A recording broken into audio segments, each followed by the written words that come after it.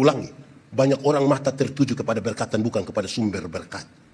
Hasilnya, dia tahu menjadi kaya, tapi dia tidak tahu cara menikmati. Dia tahu mengumpulkan uang yang banyak, tapi dia tidak tahu bagaimana bahagia. Di kampung itu saya suka bilang begini, kumpul uang banyak-banyak tapi tidak pernah jalan-jalan ke Surabaya.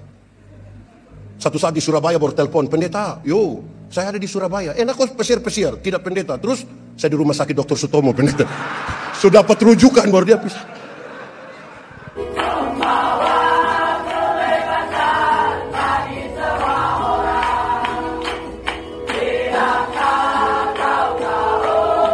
Saya ingin mengatakan saudara-saudara bahwa kedewasaan itu ada 3. Ada berapa?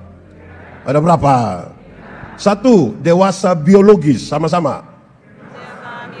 Kasih teman di sebelah, 1, 2, 3. Dewasa biologis. Dewasa biologis itu waktu itu berat badan kita hanya 37. Sekarang 73. Itu dewasa biologis. Waktu itu kita pakai celana nomor 27 tidak ada masalah karena perut rata saja. Sekarang perut macam ada 3, satu di sini, satu di sini, satu di sini. Itu dewasa, makan tidur, cocok, ya begitu. Ini berkaitan dengan pembangunan fisik. Saya kira 75 tahun lalu keadaan yang sudah berbeda seperti hari ini. Amin. Mantap. Tapi itu saja tidak cukup. Yang kedua, dewasa psikologi. Sama-sama, 1, 2, 3. Kasih tahu teman di sebelah, 1, 2, 3. Dewasa psikologi tidak tergantung umur dan berat badan. Umur 40 tahun tapi kalau tukang tersinggung, di sini ada. Yang biasa tersinggung ada. Dia presbiter. Sedikit-sedikit tersinggung, sedikit-sedikit tersinggung, sedikit-sedikit tersinggung. Tersinggung kok sedikit-sedikit. Sedikit-sedikit mau keluar dari Efata mau bikin gereja sendiri di situ. Di Kupang itu kalau ada banyak orang suka tersinggung di banyak orang, selalu mereka bilang badan besar tapi pikiran masih di sini. Ada yang begitu? Ada ikut ibadah sekarang? Dia pakai baju warna? Nah, ini jadi masalah. Ya, 2. Pertama tadi dewasa apa? Yang kedua dewasa? Yang ketiga dewasa iman. Sama-sama, 1, 2, 3. Dewasa iman tidak tergantung berapa lama kita bergereja. Dewasa iman tidak tergantung berapa lama kita melayani. Dewasa iman tidak tergantung sudah berapa lama kita sudah sidi di sini. Tidak itu. Dewasa iman itu selalu saya gambarkan begini. Ada anak umur 3 tahun. Ada meja berat 10 kg. Anak 3 tahun bisa pikul meja yang 10 kg? Bisa tidak? Tidak bisa. 17 tahun kemudian dia umur 20 tahun. Bisa pikul meja yang 10 kg? Yang berubah anak atau meja? Nah, itu dewasa iman. Tidak meminta beban menjadi ringan, tapi dia berdoa meminta bahu yang semakin kuat. Amin. Orang dewasa iman tidak merengek-rengek meminta masalah berubah. Saudara punya masalah? Tidak usah omong. Saya lihat ini muka masalah semua. Masalah ialah kesenjangan antara harapan dan kenyataan. Harapan menikah umur 28, kenyataan 34. Masalah. Harapan menikah dengan dia, kenyataan dia nikah dengan kita punya teman paduan suara. Macam mau bunuh dia itu kan. Tapi orang dewasa iman dia tahu kalau Tuhan izinkan ada masalah, Tuhan tahu seberapa kuatnya dia. Amin. Di sini masih ada yang suka mengeluh soal tanggungan kok. Yang panitia baru datang untuk kepentingan ini, aduh. Ada begitu. Betul-betul ada. Ada ikut ibadah. Karena itu saudara-saudara, orang dewasa iman hampir tidak meminta orang lain berubah. Tapi siapa yang berubah? Diri sendiri. Kadang-kadang kita terlalu sibuk meminta orang lain berubah, tapi lupa rubah diri sendiri. Padahal untuk ubah ini dunia, makin masuk ke dalam dunia, orang harus berubah dirinya sendiri. Amin. Mantap. Lalu kita sampai pada acara hari ini. Tema kita itu adalah terbuka, mendengar dan memberitakan firman. Sama-sama 1, 2, 3. Terbuka, mendengar dan lalu terbacalah bagian ini. Markus pasal ayat Markus pasal 7 ayat 34. Apa sih sebenarnya konten dari Markus pasal 7 ayat 34? Apa saja yang ada di balik cerita itu yang kemudian muncul kata Efata itu? Apa sesungguhnya terjadi? Yang sesungguhnya terjadi adalah penyembuhan. Sama-sama 1, 2, 3. Penyembuhan. Pemulihan. Sama-sama 1, 2, 3. 75 tahun ini sudah ada penyembuhan. Sudah ada pemulihan. Penyembuhan apa pendeta? 1, pemulihan, penyembuhan sakit secara fisik. Tadi Pak Ketua baru sampaikan, GPIB itu mau untuk menghadirkan tanda-tanda damai sejahtera kerajaan Allah di sini. Jadilah kehendakmu di bumi seperti di... Saya suka tanya begini, surga lebih baik atau dunia lebih baik? Surga atau dunia lebih baik? Yakin surga lebih baik? Kenapa diam-diam? Surga lebih baik dari dunia, amin? Betul? Yakin? Berarti surga lebih baik dari dunia, betul? Kalau begitu siapa mau pergi ke surga sekarang? Ada yang mau pergi sekarang? Saudara sebenarnya mau tinggal di mana ini? Pendeta, belum waktu Tuhan. Belum waktu Tuhan. Oke, kita belum pergi ke surga yang lebih baik dari dunia karena belum waktu Tuhan. Tapi tanda-tanda kerajaan itu mesti sudah harus terjadi di sini. Terjadi di rumah di mana kita tinggal. Di jemaat di mana kita ada di situ. Di tempat di mana kita bekerja. Sekarang pertanyaannya menjadi menarik. Tuhan kita kaya atau miskin? Kenapa anak-anaknya miskin? Kenapa tiba-tiba hilang suara? Kira-kira begitu pertanyaan. Berapa banyak orang yang kita sembuhkan sekarang secara fisik? Tanggung jawab gereja untuk masuk pada ruang-ruang itu yang menyembuhkan orang secara fisik. 75 tahun ini. Ada berapa banyak orang kita sembuhkan dia dari sakit. Tapi ada kerjasama di situ. Penyembuhan itu kerjasama antara manusia dan Tuhan. Ada bagian kita, ada bagian kita, ada bagian Tuhan. Lalu bagian kita di mana? Ada satu waktu, tadi malam saya berkhotbah di Agape Cibubur. Saya bilang, ada satu waktu seorang perempuan Syrofinesia ikut Tuhan Yesus karena anaknya sakit. Murid-murid datang, Yesus kalau engkau tidak mau sembuhkan, suruh dia pergi. Yesus tidak, saya datang untuk domba Israel. Tapi itu ibu terus bilang, dan kemudian Yesus bilang begini, ibu, besar imanmu, maka sembuhlah anak itu. Ibu, besar imanmu, maka sembuhlah anak itu. Saya mau tanya, itu anak sembuh karena yakin? Yakin? Saya tidak yakin. Kalau itu anak sembuh karena iman, pertanyaannya begini, kalau iman itu ibu sudah dapat menyembuhkan anaknya, dia cari Yesus untuk apa? Kok imannya sudah bisa selesaikan masalah itu? Kalau imannya itu sudah sebesar biji sesawi dapat memindahkan gunung ke laut, cari Yesus untuk apa? Sekarang saya ingin mengatakan pada saudara, demi nama Tuhan Yesus, itu anak menjadi sembuh ketika Yesus bilang, maka jadilah. Saudara boleh beli iman, kalau Tuhan bilang tidak jadi, tidak jadi. Lalu iman posisi di mana pendeta? Iman itu jalan. Iman itu, karena kita ada masalah, iman membawa kita datang kepada Yesus. Selanjutnya keadaan kita, kesembuhan kita, siapa tentukan? Siapa tentukan? Bayangkan kalau orang umur 105 tahun masih mau sehat terus. Tidak mati-mati, kapan anak-anak dapat warisan? Harus ada waktu selesai. Dan sekarang iman membawa kita kepada Tuhan Yesus. Tapi pertanyaannya, bagian kita di mana?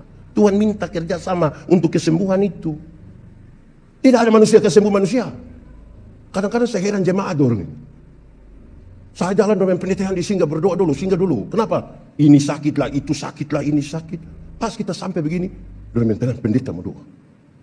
Habis doa dengan pendeta, ini obat mantap. Lalu suruh saya berdoa supaya apa? Kalau itu obat sudah terlalu mantap, suruh saya berdoa supaya kenapa? Ini dokter ini. Kita berdoa, tapi pengakuan kita tidak pada Tuhan untuk sebuah kesembuhan. Akhirnya banyak orang tidak meyakini apa yang dia doakan. Dia lebih percaya banyak barang yang bisa dianggap penyembuh. Sampai-sampai kita punya kekristenan ini aneh sedikit. Saya ingat saya masih kecil, saya tidak tahu di Jakarta masih ada begitu atau tidak. Tapi mungkin kota besar tidak ada lagi ya. Saya bayangkan saya masih kecil ini saudara. Kalau keluar dari rumah, sudah jalan jauh, tiba-tiba rasa BAB. Ambil apa? Di Jakarta juga. Masih ada orang Jakarta ambil batu juga. Mengerikan itu. Saudara percaya itu batu menyelesaikan masalah? Orang lebih percaya pada batu itu. Bagian kita maksimalkan dong. Amin kok. Bagian kita penyembuhan itu maksimalkan. Ada kerjasama antara yang di dalam sampai kepada Tuhan dan yang kita lakukan. Mati hidup itu Tuhan yang atur. Amin. Nah itu soal iman. Yang iman kasih tahu otak. Otak, yo, lu tahu kok tidak? Tidak tahulah. Kenapa? Otak. Mati hidup itu Tuhan yang atur. Jadi otak tolong kasih tahu kaki. Kalau ada trek lari kencang begini, kaki jangan lompat ke tengah. Jangan. Aman. Ada masa depan dalam tangan Tuhan. Amin. Tuhan menyiapkan masa depan bagi anak-anakmu. Amin. Koma. Tapi bukan Tuhan yang antar itu anak di sekolah. Siapa yang antar? Atau siapa di Jakarta yang terlalu sibuk pagi-pagi dia berdoa, Tuhan, saya sibuk jadi Tuhan tolong jemput anak-anak. Tuhan yang jemput anak-anak pulang kita menangis, Bapak, menangis. Tiba-tiba ada kelang bunga dari sini bilang, GPIB Ephatha menyatakan turut. Oh mengerti juga. Yang bagian kita maksimalkan. Amin kok. Yang pertama, pemulihan, penyembuhan fisik. Tapi yang kedua saudara, penyembuhan relasi. Sama-sama 1, 2, 3. Penyembuhan relasi. Kasihan ini orang yang tuli. Kasihan ini orang yang bisu ini. Relasi dengan semua orang tidak bagus. Karena pas ya kita ini hanya mengerti.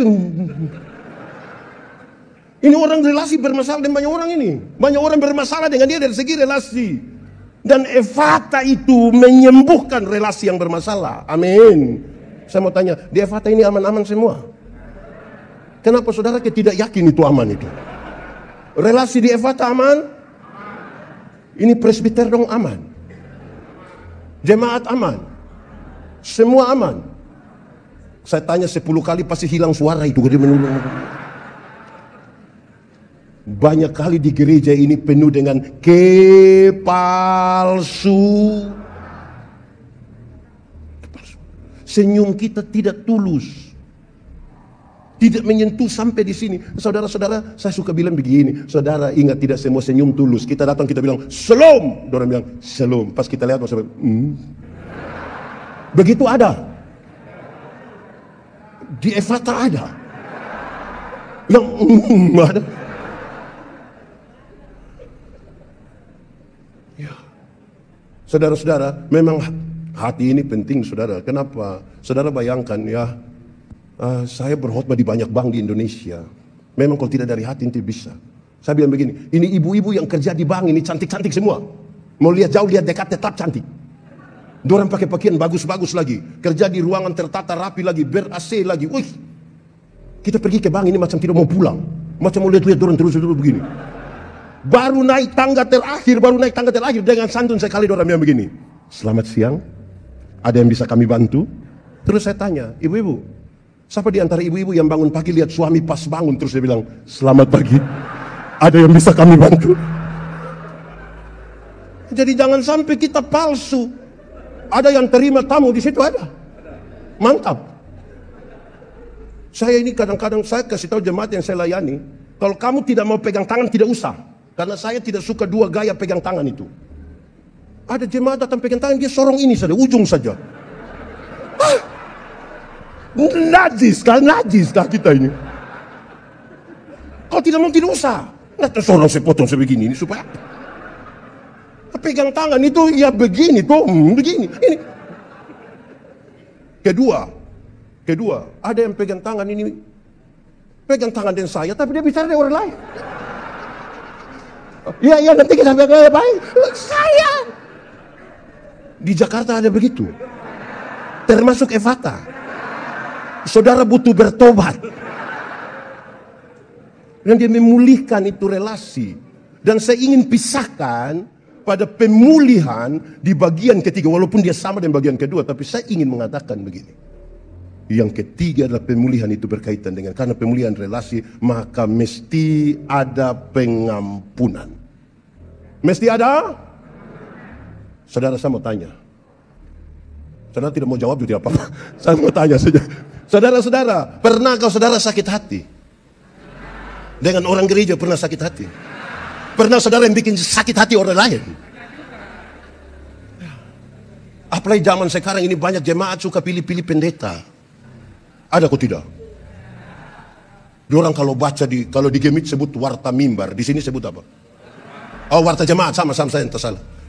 Warta jemaat, baca ibadat jam 6 dipimpin oleh pendeta. Ada di Efata. Ada di sini. Itu orang ada di sini.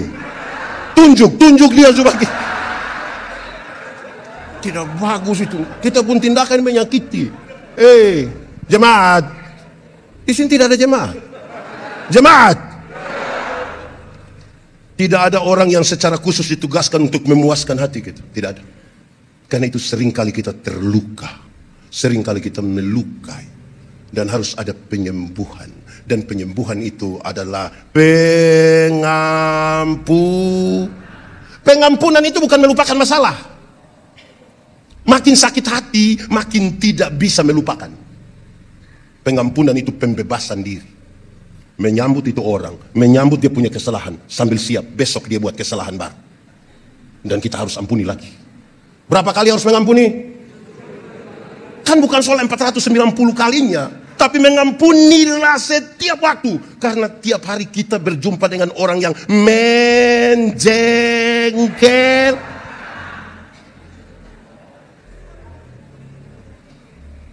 Saudara-saudara, jemaat butuh hati yang luas. Dan hati itu mesti hati yang sabar dalam Alkitab itu bukan menunggu waktu habis. Kapan habis khotbah ini? Sabar dalam Alkitab berkaitan dengan dua hal. Satu, sabar terhadap situasi. Sama-sama, 1, 2, 3. Kasih kawan di sebelah, 1, 2, 3.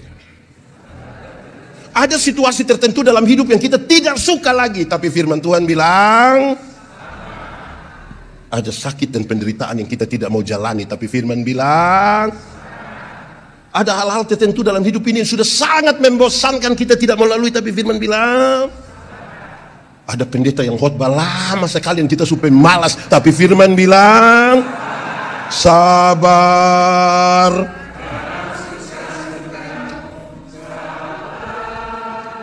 Tuhan sabar.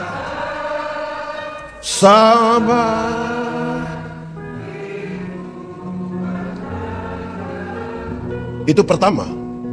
Tapi yang kedua berkaitan dengan pengampunan. Sabar terhadap orang. Sama-sama, 1, 2, 3. Terus kawan di sebelah, 1, 2, 3. Ada orang-orang tertentu dalam hidup ini yang terlalu tapi firman bilang ada tetangga-tetangga itu yang terlalu tapi firman bilang ada pendeta-pendeta itu terlalu tapi firman bilang ada juga majelis itu yang terlalu lebih-lebih itu ada jemaat yang terlalu. Tapi firman bilang ada suami yang terlalu tapi firman bilang ada istri. Ada kok tidak? Siapa punya istri? Tapi firman bilang sabar.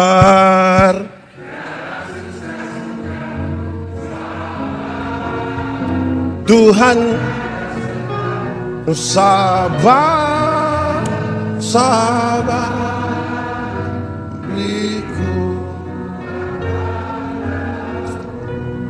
pengampunan itu satu untuk pemulihan tadi. Pengampunan satu paket dengan pendamaian. Sama-sama 1, 2, 3. Pengampunan satu paket dengan. Ada orang mau mengampuni tapi tidak mau berdamai. Ada yang mau berdamai tapi tidak mau mengampuni. Yang mau mengampuni tapi tidak mau berdamai itu dia selalu bilang begini, untuk marah saya tidak marah, untuk marah saya tidak marah. Dia mau datang silakan. Tapi untuk saya pergi ke dia, maaf. Pernah dengar itu kalimat? Atau sendiri ucap. Itu tidak akan ada pemulihan. Tidak ada. Ada orang yang kebalikan dari itu. Mau berdamai, tapi tidak mau mengampuni. Itu biasa terjadi di anak-anak kecil. Anak kecil di kampung ini kalau mereka main kelereng terus berkelahi, orang tua datang, damai, damai. Ayo damai. Kita ini kalau damai kan jabat tangan toh. Itu dia cara sorong lain. Ayo cium-cium. Kami di NTT kan harus cium hidung macam tadi saya itu. Cium-cium ini engkau punya saudara. Besok-besok engkau susah bukan kelereng yang bantu, saudara yang bantu. Ayo. Itu dia punya cara cium itu mengeri. Terus ada foto naik di Facebook, orang bilang, "Oi, kita lihat seberdamai." Oh, terus saya bilang, "Siapa bilang?" Pencitra. Di Jakarta ada yang banyak pencitraan. Termasuk di gereja. Di Evata. Ada di sini. Ibu-ibu atau bapak-bapak. Pemulihan. Kita nih 75 tahun tanpa mengampuni, bagaimana? Tuhan Yesus ajar kita kalimat yang menarik ini. Ampunilah kami akan kesalahan kami, sama seperti kami. Kalimat lebih rendah sedikit begini. Tuhan, ampuni Yandi seimbang dengan Yandi ampuni pendeta. Kalau Yandi tidak mengampuni, kalau Yandi mengampuni Pak Pendeta, 2 kali Yandi dapat hak dari Tuhan untuk diampuni berapa kali? Tapi kalau Yandi tidak mengampuni, harus Yandi berdoa, Tuhan tolong jangan ampuni Yandi, karena Yandi belum mengampuni pendeta. Aman. Saya lihat saudara punya muka ini berat. Karena Evata berkaitan dengan penyembuhan. Saya takut kalau saudara luka batin ini ada. Saya takut saudara bayangkan kalau yang kita jengkel itu duduk di sebelah. Saudara bisa makan sama-sama dengan orang yang saudara marah? Bisa kok tidak? Wih, kalau kita duduk sama-sama macam mau ambil itu, hati ini mesti aman. Pemulihan relasi. Amin. Baik saudara-saudara, itu yang ada di balik kisah itu tentang penyembuhan. Lalu bagaimana sampai kata Evata, terbukalah. Yang menarik adalah Tuhan menengadah ke langit. Menarik napas dalam-dalam dan melepaskan. Lalu dia berkata, Evata. Menengadah ke langit. Apa maksudnya? Di kampung dulu ada TK-TK. Ada apa? TK? TK? Habis TK? Lihat ini jemaah ini. TK? TK. TK? Habis TK?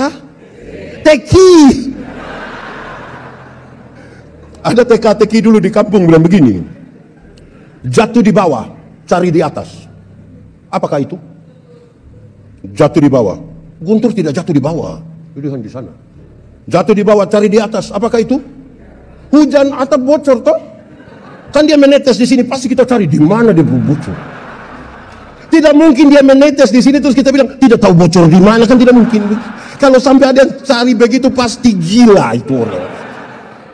Jatuh di bawah, cari di. Apa maksud dari ini barang? Segala peristiwa yang terjadi di kolong langit ini selalu ada hubungan dengan yang di atas. Amin. Saudara bergereja di sini ada hubungan dengan atas atau tidak? Saudara dapat sesuatu ada hubungan dengan atas atau tidak? Itu harus masuk sampai di dalam sini, bahwa berkat-berkat yang engkau terima sekalipun itu datang dari sana. Siapa tanam, siapa siram menurut pembacaan tadi yang di dia pun liturgi itu. Paulus yang siram, yang memberi pertumbuhan, supaya orang tahu ini datang dari Tuhan. Ada hubungan antara kita punya persekutuan ini dan Tuhan, sehingga jaga ini persekutuan dan Tuhan. Termasuk berkat. Banyak orang mata tertuju kepada berkat dan tidak kepada sumber berkat. Ulangi, banyak orang mata tertuju kepada berkat dan bukan kepada sumber berkat. Hasilnya, dia tahu menjadi kaya, tapi dia tidak tahu cara menikmati. Dia tahu mengumpulkan uang yang banyak, tapi dia tidak tahu bagaimana bahagia. Di kampung itu saya suka bilang begini, kumpul uang banyak-banyak tapi tidak pernah jalan-jalan ke Surabaya. Satu saat di Surabaya baru telepon, pendeta, yo saya ada di Surabaya. Enak kok pesiar-pesiar, tidak pendeta. Terus Saya di rumah sakit Dr. Sutomo, pendeta. Sudah dapat rujukan baru dia bisa. Karena sibuk hanya dengan urusan cari, bukan kepada cari dia yang di atas itu. Ada orang yang belum ada kios ini keliling semua gereja GPIB yang ada di DKI ini. Berdoa, Tuhan kalau bisa kita dapat kios. Terus mulai ada kios, pemalas gereja. Pendeta datang, Bapak kenapa tidak datang gereja lagi? Aduh, kios Tuhan suka kasih, siapa mau jaga? Itu baru kasih kios, belum tambang emas. Jaga ini relasi dengan Tuhan, amin. Saya tidak tahu di GPIB, tapi di banyak gereja di Indonesia, mantap, sudah ada vokal grup kaum bapak. Mantap, tepuk tangan dulu kalau ada. Kaum bapak sudah bisa menyanyi, mantap. Tapi, dia punya tapi ada dua. Tapi pertama, diorang latihan sampai jam 3 subuh. Sampai istri telepon macam mau bunuh dia, itu baru dia pulang. GPIB juga ada begitu. Ada juga. Sambil kopi main kartu sampai jam 3. Aduh, memang itu terbukalah. Tapi kedua, hari Minggu mau menyanyi, lewat istri kah, presbiter kah, anak kecil kah, titip pesan kasih pendeta. Pendeta, kaum bapak menyanyi setelah firman. Kenapa setelah firman? Belum lengkap. Sama kita kok. Bagaimana mau lengkap pulang jam 3? Sekarang habis dikasih kesempatan menyanyi ini, menyanyi habis, dorang suka keluar. Oh, saya tahu juga. Cari satu pohon sambil bahas politik terkini di Indonesia. Bayangkan, ada bapak-bapak di situ. Di sini ada. Siapa punya suami? Coba jujur saja. Walaupun demikian, tapi dorang pasang-pasang telinga. Terus tiba-tiba dengar pendeta bilang, pulanglah saudara-saudara ke dalam hidup dan tugasmu dengan selamat. Arahkanlah hatimu pada Tuhan dan terimalah berkat Tuhan. Dorang di luar lari cepat-cepat langsung. Memang sungguh keterlaluan itu orang. Ada begitu di Jawa, Jakarta ada, GPIB, Evata, tunjuk saja.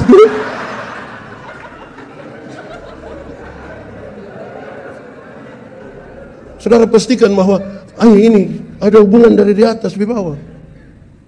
Tuhan Yesus tidak sementara berdoa minta restu supaya anak sembuh, tapi dia menengadah ke atas, menarik napas dalam-dalam.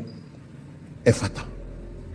Dia kasih tahu ini terjadi karena begitu. Tuhan turut bekerja di dalamnya.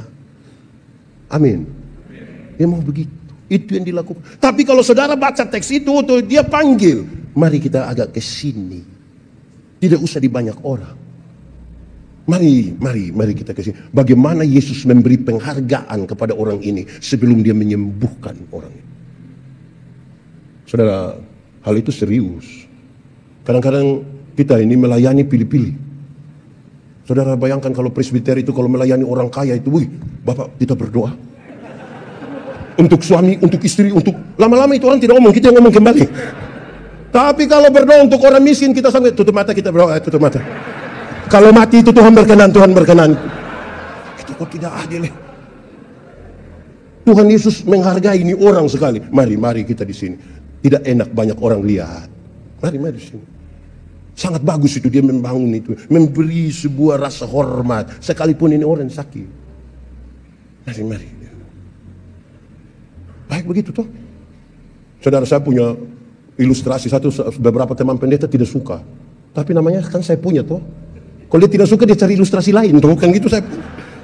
Saya bilang begini, ada satu waktu ini ada ibadah syukur, jadi pendeta pergi begini, duduk di samping oma-oma orang susah lah, orang tua dulu. Dulu begini oma bilang, pendeta, tanggal 14 bisa pimpin ibadah di rumah? Pendeta, oh 14 saya sibuk, tanggal itu saya sibuk, nanti bisa saya suruh penatua saja kok? Iya, tidak apa-apa oma? Tidak apa-apa. Itu tanggal saya sibuk ya, sudah. Ambil makan, duduk sama-sama, terus pendeta basa-basi, oma, ada apa sampai bikin ibadah di rumah? Terus Oma bilang, oh tidak. Sapu anak yang pertama itu baru saja dilantik jadi komisaris bank. Jadi dia ada mau titip berkat sedikit. Terus pendeta bilang, sabar dulu, tanggal berapa, tanggal berapa?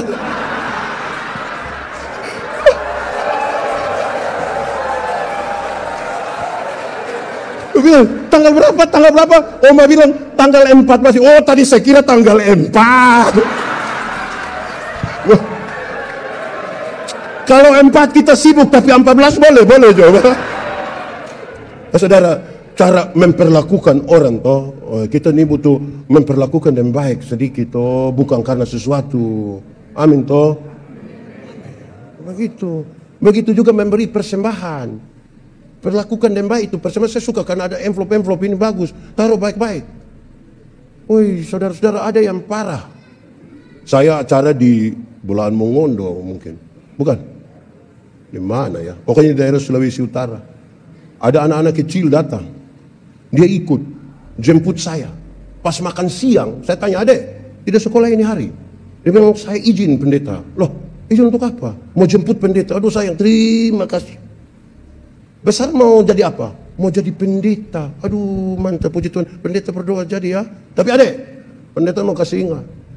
Kalau mau jadi orang kaya jangan jadi pendeta. Jangan. Jadi saja pengusaha. Pendeta-pendeta ini hidup oleh Tuhan melalui persembahan jemaat. Kalau persembahan itu dalam rupa uang, uang merah yang gambar proklamator itu jarang masuk gereja. Yang paling banyak itu Patimura, pejuang kemerdekaan Republik Indonesia. Kenapa Patimura pegang dia pun pedang begini? Karena ada yang ramas-ramas hampir patah itu pedang itu.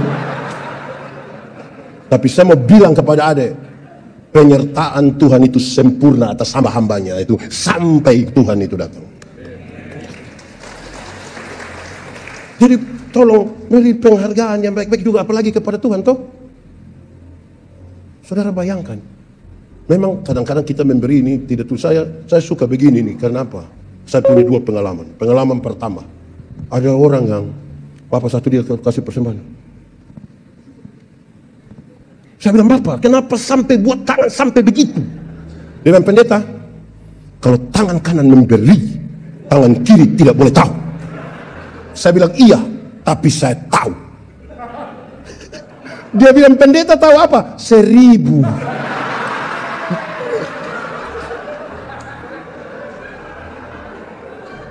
Seratus belum tentu begini. Sudah begini lagi sengaja batuk lagi. Woi, jaga kita memperlakuan itu, saudara.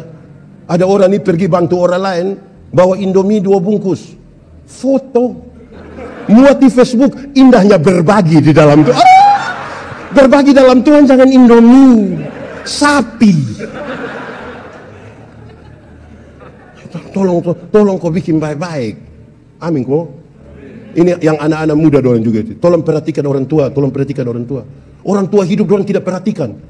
Orang tua meninggal bahwa dia sengaja paling sedih. Itu tamu datang dia yang paling suruh diam. Yang orang tua hidup tidak perhatikan, tapi orang tua sumati ini, aduh. Perhatian untuk apa lagi? Saling perhatikan itu. Penghargaan satu daya. Tuhan Yesus panggil dia. Mari. Saudara-saudara, saya kira kalau begitu akan jadi sesuatu yang indah betul. Tapi ada bagian kedua yang menarik. Karena subtema kita bicara tentang pekabaran Injil. Tuhan bilang begini, terbukalah.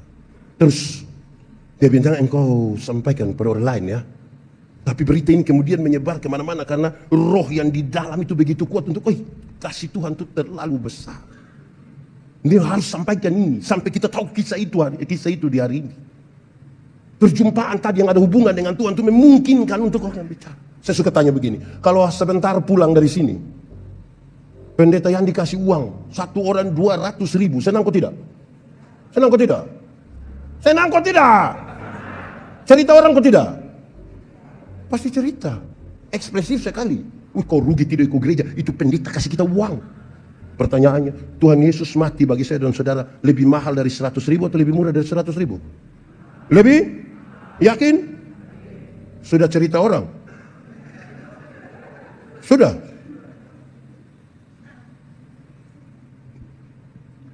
Kita tidak berani bercerita pada orang lain. Dapat pulsa 20.000 saja, semua dunia tahu. Dunia maya, dunia nyata, dunia lain juga tahu. Tapi Yesus mati bagi kita yang kita tidak berani bicara. Injil. Injil itu pembebasan. Injil itu apa? Injil itu berita sukacita, pembebasan. Bukan bikin takut orang. Banyak orang suka kasih takut orang. Kami di kampung itu yang paling banyak dapat itu ketakutan. Kalau mau pasca, don dari kota datang, putar film neraka di kampung-kampung. Orang kampung nonton, neraka terlalu, pendeta. Saya tidak pusing dengan neraka. Kenapa? Karena saya masuk surga. Ya minimal pendeta mesti. Saya tidak tahu itu tidak apa-apa. Karena saya masuk surga bukan karena ketakutan hukuman di neraka. Saya masuk surga karena Tuhan Yesus mati bagi saya. Saya melayani di rumah sakit. Datang ketemu oma-oma umur 70-80 ada sakit. Oma, kita berdoa ya. Iya pendeta. Tapi pendeta habis doa oma sudah mati. Tapi oma mati masuk surga. Terus kita kasih tahu kenapa mati masuk surga. Dengan pendeta mati hari ini atau besok. Itu sama saja. Tuhan yang memberi, Tuhan yang mengambil. Terpujilah nama Tuhan. Bahkan di lorong-lorong maut pun dia tetap. Saudara baca perjanjian lama. Dia bilang celakalah. Waktu baca berita tentang kedatangan Yesus. Yesus lahir, Yesus melayani, Yesus mati, bangkit, naik ke surga, Roh Kudus dicurahkan. Kita tidak temukan itu kata celaka. Jangan takut. Itu pembebasan. Supaya kalau ada anak muda datang bilang ke saya, Pendeta Yandi, saya rasa saya manusia paling berdosa. Ade, Pendeta Yandi juga orang berdosa. Tapi jangan takut. Cinta Tuhan lebih besar dari orang dua. Dia rasa diterima. Bayangkan kalau anak muda ini datang dia bilang, Pendeta Yandi, saya rasa saya manusia paling berdosa. Iya, saya lihat engkau punya muka berdosa ini. Engkau ini kalau tidak bertobat, kaki tangan akan patah buang semua ini. Ini berita apa ini? Injil itu pembebasan. Dan pembebasan, Injil itu saya sebutkan, Injil itu ada dua. Ada berapa? Satu, mati masuk surga. Sama-sama, 1, 2, 3. Untuk apa badan bagus-bagus, pakaian ketat-ketat, hidup kaya raya, mati masuk neraka? Kurus-kurus, susah-susah, lemah-lemah, mati masuk surga. Mana yang baik? Badan bagus-bagus, ketat-ketat, kaya raya, mati neraka. Kurus-kurus, susah-susah, mati surga. Mana yang baik? Dua-dua tidak baik. Yang baik itu badan bagus-bagus, pakaian ketat-ketat, hidup kaya raya, mati masuk. Tapi kita ini Tuhan baru kasih sedikit kepercayaan, kita lupa Tuhan. Dan kita tidak berani. Berapa harga satu jiwa? Ada satu waktu Tuhan Yesus meninggalkan 5.000 orang tambah laki-laki, tambah perempuan dan anak. Waktu ada mujizat 5 roti dan 2 ikan naik di Oke, 5 roti dan 2 lebih berapa bakul? Kenapa lebih? Kan tidak ada yang bungkus. Di sini ada juga yang biasa bungkus. Itu orang ada di sini. Dia yang pakai baju warnanya. Saudara, Tuhan Yesus kasih tinggal banyak-banyak itu. Tuhan Yesus pergi ke Gerasa. Di Gerasa Tuhan hanya akan berjumpa dengan satu orang yang kerasukan legion. Kerasukan legion itu berarti itu orang kerasukan roh jahat, kira-kira 6.000 roh jahat. Berapa ribu? 6.000 roh jahat. Itu orang terlalu jahat. Kita pun teman presbiter yang hanya satu roh jahat, dia punya otak saja kita pusing. Ini 6.000. Ini orang terlalu jahat ini. Bagi orang lain dia jahat, bagi diri sendiri juga dia jahat. Dia memukul-mukuli dirinya dengan batu. Bagi beberapa orang manusia jahat begini lebih baik mati. Tapi Tuhan Yesus datang padanya. Waktu Tuhan Yesus mau turun dari perahu, roh jahat yang begini, hei Yesus, anak Allah yang hidup, apa urusanmu dengan kami? Rupa-rupanya roh jahat juga kenal nama Yesus. Jadi kalau orang Kristen ini baru sekedar mengenal nama Yesus, belum lebih hebat dari roh jahat. Roh jahat juga kenal itu nama dan ketakutan. Injil Markus mencatat, di daerah itu ada penjaga-penjaga babi, sementara jaga babi berapa ekor? 2.000 ekor. Roh jahat itu meminta supaya masuk ke dalam babi-babi itu. Yesus biarkan, terjun dan matilah 2000 ekor babi. Orang-orang itu kehilangan pekerjaan. Mereka kasih tahu orang di kampung datang dan usir Yesus. Apakah Tuhan Yesus tega membuat orang kehilangan pekerjaan? Jawabannya tidak, bahkan tidak sama sekali. Lalu kenapa Yesus biarkan itu babi-babi mati? Saya kira sama-sama kita tahu. Dalam struktur budaya Yahudi, babi itu haram. Orang Yahudi tidak makan daging babi toh. Tidak ada kacang yang pakai itu. Tidak ada.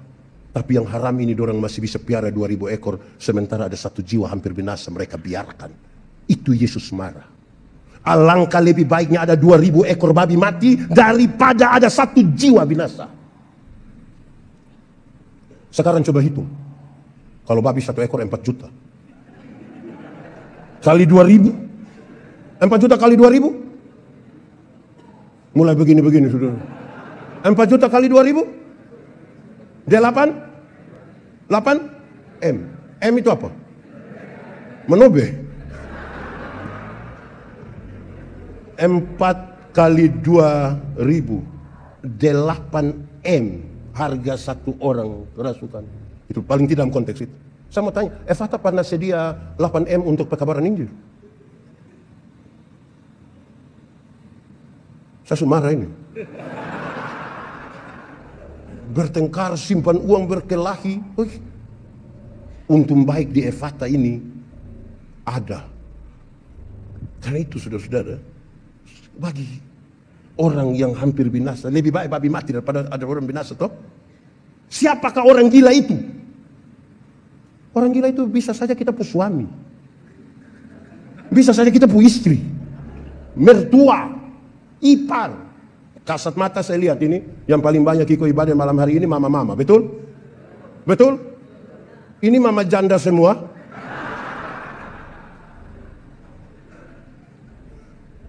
Itu dia persoalan. Saudara bisa bayangkan. Saya bisa bilang begini. Ada bapak-bapak yang masih pacaran dulu rajin. Jemput dia punya pacar, bawa datang di gereja. Sudah menikah dia sudah malas gereja. Nanti pendeta tanya dia, "Bapak, kenapa itu hari rajin, sekarang sudah tidak rajin? Kasih tinggal istri sendiri pergi ke gereja." Dia bilang, "Pendeta, waktu pendeta kasih nikah saya dengan istri, kami dua telah menjadi satu." Jadi istri kalau sudah pergi sama dengan saya juga sudah. Memangnya kalau istri sudah makan sama dengan suami sudah makan? Saya punya ilustrasi satu ini, ada satu orang tidak suka, tapi sekali lagi namanya saya punya ilustrasi toh. Kalau dia tidak suka dia bikin ilustrasi lagi. Saya bilang begini, masuk surga itu seperti pergi ke WC. Kemana? Tahu WC? Tidak bisa diwakilkan. Masing-masing mesti pergi sendiri. Atau siapa di antara kita tanya, "Abang, yo mana WC? Titip." Pasti tidak. Sendiri. Itu penting itu. Ada banyak istri-istri juga toh. Cantik-cantik datang gereja jalan sendiri. Terus pendeta bilang, "Ibu, mana suami?" Pendeta tahu saja. Sudah tahu suami begini, kenapa ambil resiko? Resiko itu berat. Tinggal dengan orang begini nih, saudara. Saudara lihat sekarang. Tapi karena tema kita bicara tentang mendengar, ini berita sujadi ini, tentang Tuhan sujadi. Sekarang kita mengerucut pada tema ini, akhir sudah in khotbah. Memang panjang, tapi biar jengkel juga, harus mengam. Nah, bagus, sebentar. Oke. Saudara-saudara, mendengar dan memberitakan firman. Sama-sama, 1, 2, 3. Mendengar itu apa? Mendengar itu kita memberi telinga. Banyak orang dalam gereja itu, kalau dia omong, dia mau orang dengar. Tapi orang omong, dia tidak mau dengar. Makanya rapat majelis seringkali kursi enggak. Karena ini, soal mendengar. Tapi mendengar itu lubang. Untuk apa? Ada tiang 10 meter, lubang 1 meter. Kuat itu tiang? Kuat itu tiang? Tiang 10 meter, lubang 9 meter. Kuat itu tiang? Mendengar itu lubang. Kasih telinga untuk mendengar. Iman bertumbuh dari mendengar. Kasih telinga dengar. Kenapa mesti mendengar? Tuhan terlalu besar. Tidak ada satu orang pun yang selesai dengan Tuhan dan tahu semuanya. Cara Tuhan, pengalaman Tuhan berjumpa dengan pendeta Yandi, beda Tuhan berjumpa dengan ini orang, beda dengan kita semua satu persatu. Supaya waktu kita berkumpul bersama, kita bilang ternyata Tuhan terlalu luar biasa. Mendengar. Itu sebuah konteks dari persekutuan. Persekutuan mata itu tidak lebih penting dari tangan, tidak lebih penting dari telinga. Saya kasih ilustrasi di mana-mana, bukan ilustrasi, ini saya punya pengalaman ini. Saya ingat saudara waktu ada satu acara saya berkhotbah, sebelum khotbah ada kesaksian.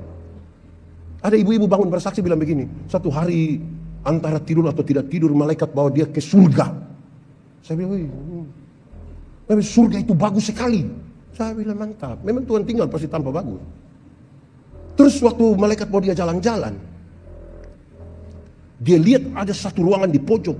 Dia coba lihat ke dalam. Di dalam itu penuh dengan mulut-mulut. Penuh dengan. Terus dia tanya, malaikat, kenapa itu ruangan penuh dengan mulut-mulut? Terus katanya malaikat jawab bilang begini, oh itu mulutnya pendeta-pendeta. Kenapa mulut pendeta? Karena pendeta itu khotbah bagus, jadi dia punya mulut masuk surga, tapi kaki tangan ada di neraka. Woi, saya tersinggung betul itu, saya tersinggung.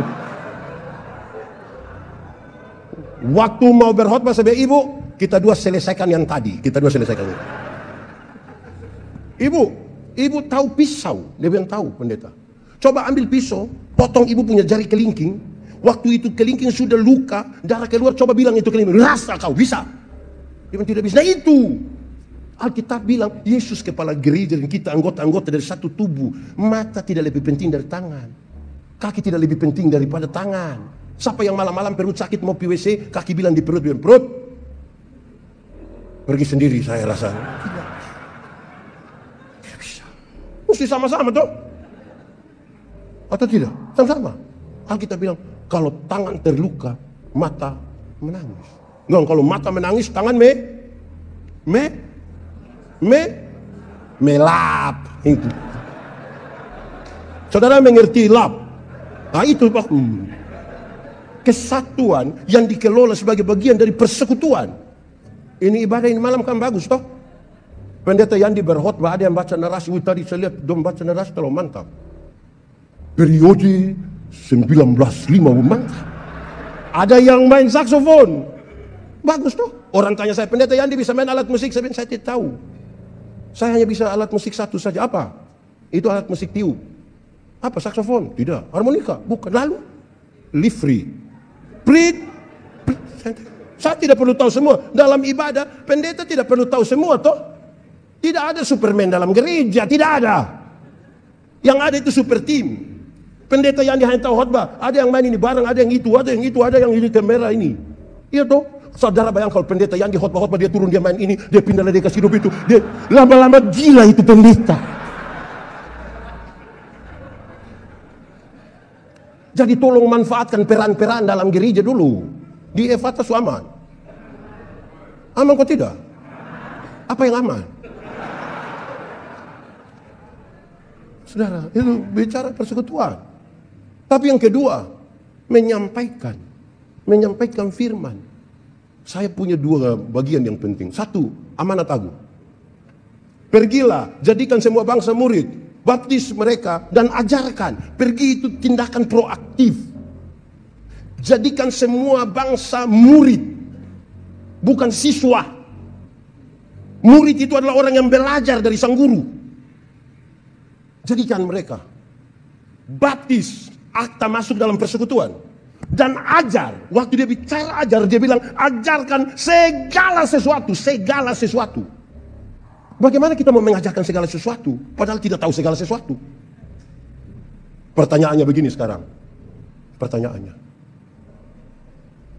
siapa yang sudah baca habis Alkitab dari Kejadian sampai Wahyu, angkat tangan. Mantap, terima kasih. Selalu saya tanya di bawah 1% dari yang hadir. Kenapa saya harus tanya ini? Yang sudah baca kasih habis saja belum tentu mengerti. Apalagi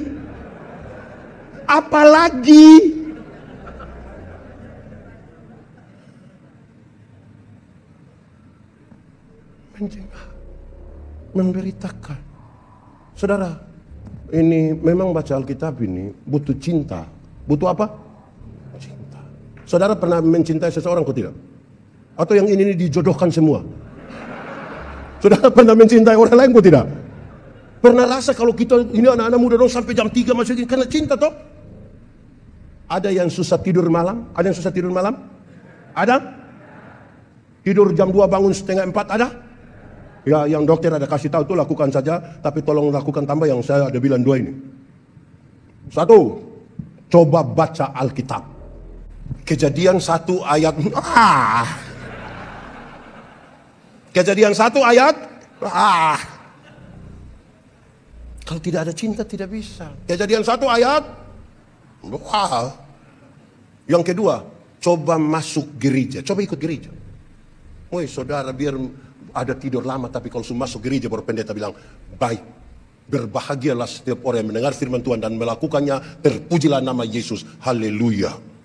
Terus pendeta bilang, Bapak Ibu saudara-saudara, dia langsung wah.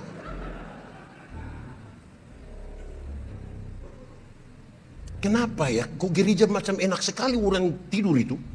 Sudah mengantuk di sini, tapi kalau pulang tidak bisa tidur toh. Makanya tidur di gereja.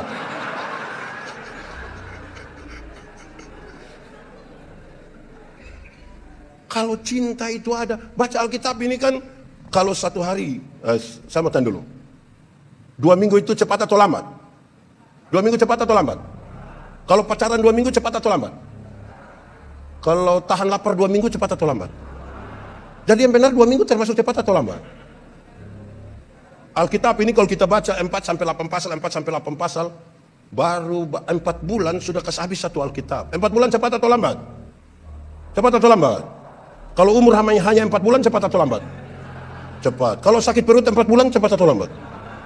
Jadi 4 bulan termasuk cepat atau lambat? Tergantung. Kalau itu diisi dengan cinta, perhatian, kasih sayang, hari-hari hidup terasa terlalu. Tapi bayangkan kalau 4 bulan diisi dengan iri hati, kepahitan, tidak suka. Woi, lama atau cepat itu? Butuh cinta. Butuh cinta baca. Kan kita mau pergi menyampaikan. Pengalaman kedua. Ada pas satu pelatihan berkhotbah untuk anggota persekutuan doa. Mantan sekretaris umum kami bilang gini, khotbah macam kami pendeta gemit ini tidak bagus. Seperti hanya siram-siram saja begini, tidak masuk di botol. Dorang bilang betul. Khotbah yang bagus seperti bapak-bapak, dorang ibu-ibu dorang itu seperti langsung taruh selang di botol. Dorang bilang amin, betul. Terus Pak Pendeta bilang begini, sudah bagus. Air langsung masuk di dalam. Tapi kita tidak tahu itu air bersih atau air kotor. Sudah masuk betul ini. Tapi air bersih atau air kotor. Sebab bisa bawa penyakit. Maka untuk mengajarkan segala sesuatu, mesti tahu segala sesuatu. Bayangkan kita sangat terbatas ini. Saudara, dalam penguatan-penguatan fungsional itu kan kadang-kadang harus bilang, pelatihan khotbah bagi para majelis jemaat, presbiter. Orang tidak datang. Kita tanya, Bapak, kenapa tidak ikut latihan khotbah? Mau pelatihan untuk apa? Begini-begini sudah 4 periode. Begini-begini. Yang bikin kacau gereja ini yang ini sudah. Yang begini-begini 4 periode, itu yang bikin kacau gereja. Tidak mau belajar lagi, tidak mau bagaimana? Di tengah-tengah kompleks ini, Pak. Saudara, saya akhiri khotbah ini. Kan kita mau terbuka. Data. Januari 2022, jumlah penduduk Indonesia kurang lebih 275 juta. Dari 275 juta, ada kurang lebih 330 juta diantaranya terkoneksi secara mobile. Berarti, ada 1 orang dia pegang handphone 2-3. Dari 330 ada 220 juta diantaranya aktif internet 1 hari kira-kira 8 jam. Dari 220 juta ada 170 juta diantaranya aktif di media sosial. YouTube, Facebook, WhatsApp, TikTok, dan lain-lain. Pertanyaannya, apa daya tarik dari media sosial? Sampai semua orang pada segala umur ingin masuk ke sana.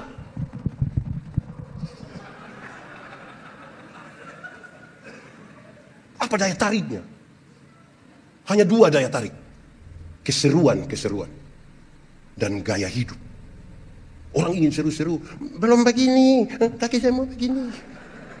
Oke, saya mau tunjuk pendeta.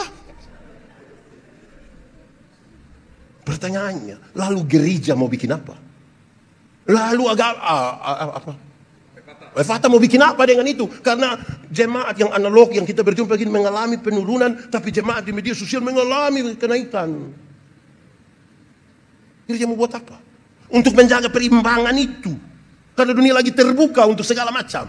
Gereja mau buat apa? Gereja mesti hati-hati betul supaya jangan sampai bukan gereja menggerami dunia, tapi justru dunia menggerami gereja. Maka untuk tetap menjaga nilai, maka disarankan 3 hal ini. 1, kreativitas. Sama-sama 1, 2, 3. Harus berkreativitas. Kreativitas kita yang memaksa pekabaran Injil didengar oleh orang lain. Silakan merumuskan kreativitas. Kreativitas itu apa? Kreativitas itu sambal. Dabu-dabu. Semua ikan di Manado itu sama saja di Purasa. Yang membedakan itu hanya di dabu-dabu. Pertarungannya pada dabu-dabu. Yang bikin kita keringat mau tambah lagi, Dari dulu khotbah itu jangan membunuh, jangan bersinah, Yesus Kristus Tuhan, juru selamat. Hanya itu yang membedakannya adalah kreativitas. 2, adaptasi. Sama-sama 1, 2, 3. Dunia yang berubah ini harus sedikit adaptasi kita. Konvensional terus kita tidak bisa terbuka dalam dunia ini. Harus ada. Dulu kita berkhotbah mengandaikan jemaat ada dulu. Sekarang jemaat dan tidak tahu di mana. Dulu diandaikan ada di ini kamera.